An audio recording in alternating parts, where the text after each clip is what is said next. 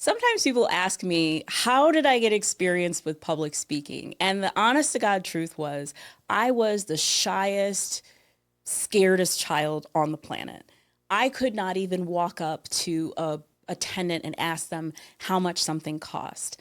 I remember being about 11 years old in the mall with my mom, and I asked my mom if I could get a pair of earrings. And she said to me, "You can if you ask the salesperson a question."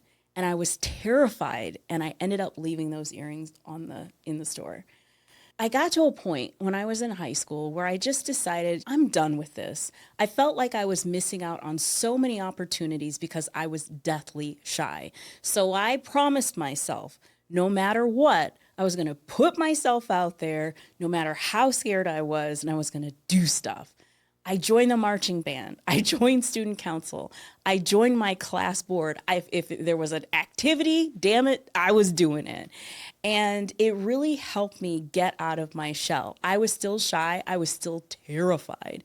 But the big break came for me in my junior year, between my junior and senior year of high school. I was invited to the summer program.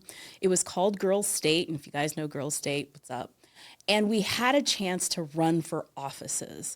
Now, Girls State was like 500 women in my state, plus we had all of the like officials and politicians from all around the state. And I decided, you know what? I'm going to set my sights high. I wanted to be a Supreme Court justice.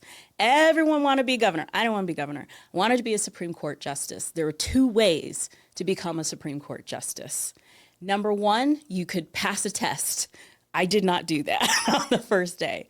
The second way was to campaign the entire week, which culminated at the end of the week into the election. And I did that. And I realized quickly, because when you're around and surrounded by such amazing women, you realize quickly that being special wasn't about what you did, because everyone was super accomplished. Being special was about you and how you delivered and using your unique voice. And so in that 1 week of like what I would call speaking boot camp, I learned what my voice was, what made me special. So by the time I got up on that stage, I delivered a speech that was completely different from all of my peers. I got a standing ovation from both parties. And you guys know getting both party support in this kind of environment is crazy. And I won by a landslide. I think out of, let's say, 500 people, I got 415 votes. So I won and I was Supreme Court Justice. But I parlayed that feeling and that experience into public speaking contests. And I was on my university's homecoming court and gave the homecoming court speech. There were 10 of us, so that was a really big deal. And throughout my career, I've continued to put myself out there in ways that still feel uncomfortable. But now I know that it's about my unique voice. It's about connecting with the person on the other side of the microphone or of the camera. And that's the part that I started to lean into. So even as I'm talking to you right now, there's a part of me that's a little bit nervous.